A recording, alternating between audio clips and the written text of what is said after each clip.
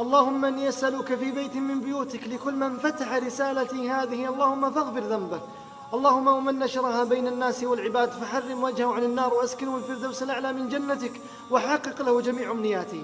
إلى أصحاب الهموم والغموم، إلى أصحاب الحاجات، إلى أصحاب الديون، إلى من حرموا شيئا من النعم، إلى من يشتكون ليلا ونهارا يبكون، إلى من ذهبوا إلى المستشفيات وبعضهم إلى المصحات، إلى من ذهبوا إلى الرقاة وإلى المفسرين، إلى من يأنون يشتكون إلى الخلق بالساعات، إلى من ضاقت بهم الديار وحارت بهم الأفكار.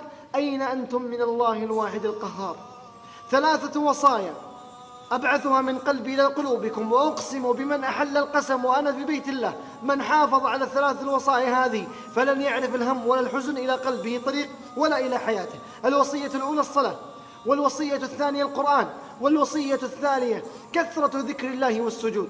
أما الصلاة فمن هجر الصلاة فقد هجرت السعادة حياته، ومن حافظ عليه حفظه الله، والله لا يعرف المصلي هما ولا غما. والوصية الثانية القرآن، إياك ثم إياك ثم إياك أن يمر عليك يوم دون أن تقرأ شيء من القرآن، وبالأخص البقرة. وأقسم بالله من حافظ على البقرة يوميا فلن تعرف التعاسة إلى قلبه طريق، وسيأتيه الخير من كل مكان حتى في سيارتك وبيتك. لا تترك البقرة خاصة بهذا الزمن.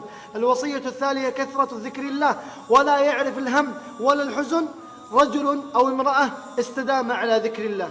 كيف يأتيه الهم أو الحزن أو تأتيه المشاكل وهو يذكر الله عز وجل؟ وكثرة السجود.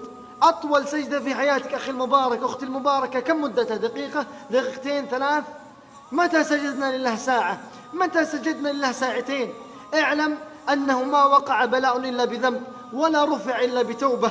فهيا بنا إلى توبة صادقة مع الصلاة ومع القرآن ومع كثرة ذكر الله ومع كثرة السجود وإطالة السجود، ليفرج الهم وينفس الكرب ويأتي الخير من كل مكان.